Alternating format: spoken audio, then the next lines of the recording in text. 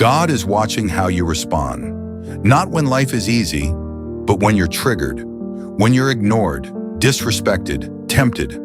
Because there are 5 reactions God is testing in you right now, and most people fail them without even realizing. Number 1, control your reaction, not just your actions. Anyone can act right when everything feels right. But the real test is how you respond when your emotions are on fire. When someone disrespects you, your first instinct is to react, to prove a point, to win the moment. But God isn't testing your power, He's testing your restraint. Proverbs 16:32 says, "Better a patient person than a warrior." Why? Because losing your temper is easier than controlling your spirit. So next time you feel triggered, pause. Because one emotional reaction can destroy what God was building in silence. Number 2, stop seeking validation from people God never assigned to you. Not everyone is meant to understand you. Read that again. Because some of you keep explaining your purpose to people who were never meant to walk with you. Even Jesus was misunderstood. Even He was doubted. So why do you expect everyone to agree with your path? Galatians 1:10 says, "Am I now trying to win the approval of human beings or of God?" Because the moment you start chasing approval, you start abandoning assignment. God didn't call you to be liked. He called you to be obedient. Number 3, learn to walk away without explaining everything. This one hurts because you want closure. You want to be understood. But not every exit needs an explanation. Sometimes God removes people without giving you a speech to deliver. Even Jesus Christ stayed silent when accused. Why? Because truth doesn't always need defending.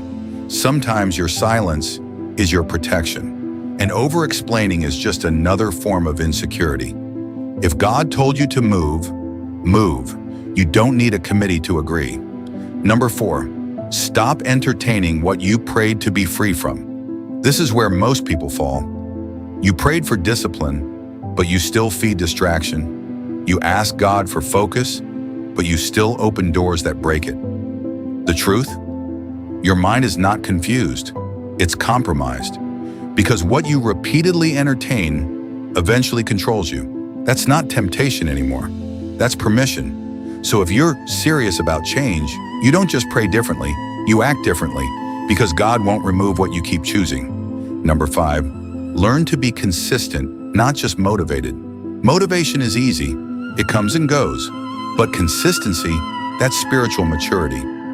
Luke 16:10 says, "Whoever can be trusted with very little can also be trusted with much." Most people want big blessings, but fail small disciplines. They show up when they feel like it. They pray when it's convenient. They focus when it's easy, and then wonder why nothing is growing. God is not testing your potential. He's testing your patterns, because your daily habits reveal your true devotion.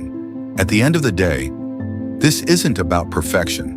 It's about awareness, because God is always speaking. But the real question is, are you passing the test you don't even notice?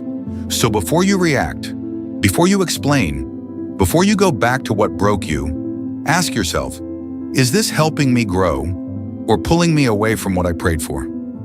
If this hit you, comment "I'm aware" and subscribe, because the next message might reveal what's secretly delaying your breakthrough. Stay sharp, stay disciplined. God is watching, but more importantly, He's preparing you.